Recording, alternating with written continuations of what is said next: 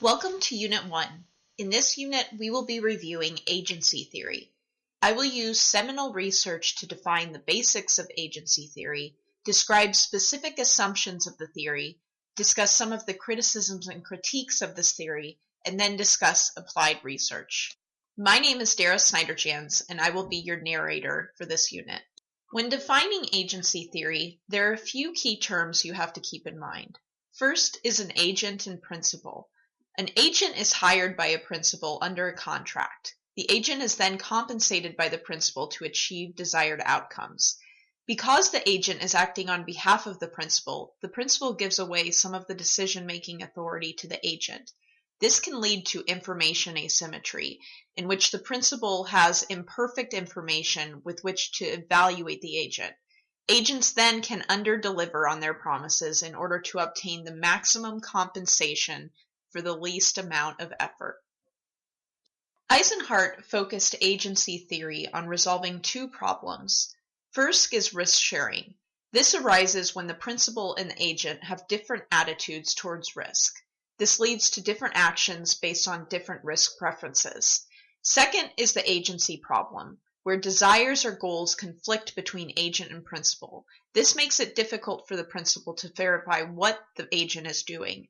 Jensen and Meckling, 1976, found that if the principal and agent seek to maximize their own self-interest in the relationship, the agent may not always act in the best interest of the principal. The central idea behind agency theory is to focus on determining the most efficient contract governing the principal-agent relationship, provided certain assumptions. That is, we understand that people are primarily self-interested, have a bounded rationality, or that knowledge is limited based on the limited information individuals have, and the agent and principal have differing risk aversions. Now, there are two main branches of agency theory, the positivist branch and the principal-agent research branch. The purpose of the positivist branch is to describe the governance mechanisms that solve the agency problem. For example, a research question might be why certain contractual relations arise. The main propositions to examine include 1. When the contract between the principal and agent is outcome-based, the agent is more likely to behave in the interests of the principal. And 2. When the principal has information to verify agent behavior, the agent is more likely to behave in the interest of the principal.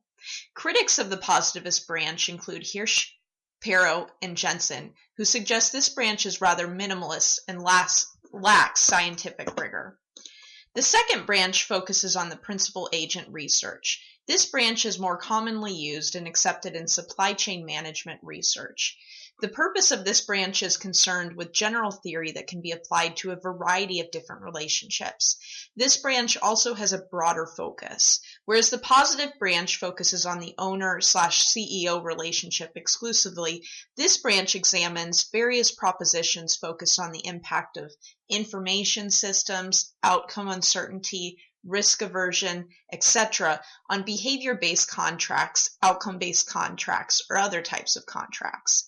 The positivist branch identifies various contract alternatives, whereas principal-agent theory indicates which contracts is the most efficient under varying levels of outcome uncertainty, risk aversion, and information. Now let's discuss some of the main assumptions of agency theory. There are three main ways to minimize the agency problem. The first is board independence. That is, the main role of the board is to monitor the behavior of the management. Second is market for corporate control. Mischievous managers in this scenario are controlled by an active merger and acquisitions market. And finally is agent equity ownership, where managers share ownership of the company and thus help advance shareholder interests. Unfortunately, each of these does not come without costs incurred for the principal, including recruitment, adverse selection, establishing incentives, and so on.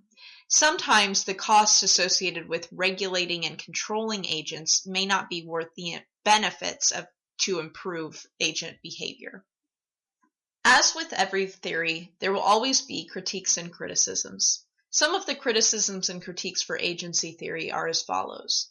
First, research is showing that the agency problem, basically the conflicts arise from the divergence between agents and principals' desires and goals, is real and intractable. There is a large and growing body of empirical research that has failed to support the efficacy of the ways to mitigate the agency problem. Second, agency theory has been criticized because its overly simplistic assumption does not reflect the real-world business environment and because empirical research has failed to support its basic tenets. Experts are now asking for a re-examination of the theory so that research can move into new and different directions. Now, let's discuss some of the research conducted in agency theory. Kathleen Eisenhart is a distinguished scholar who helped shape agency theory as we see it today. She is currently at Stanford University. Agency theory, as we mentioned before, focused primarily on the owner-CEO relationship. Now it is becoming much more broad. For example, works like Tuttle and others, 1997, used research to provide an applicable measurement tool for moral hazards.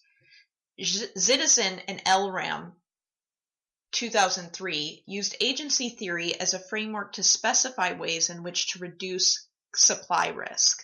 Finally, Morgan and others, 2007, draws on several theories, agency, transaction cost economics, and network theory, to examine the antecedents and consequences of focal supplier opportunism. Congratulations, you now know more about agency theory.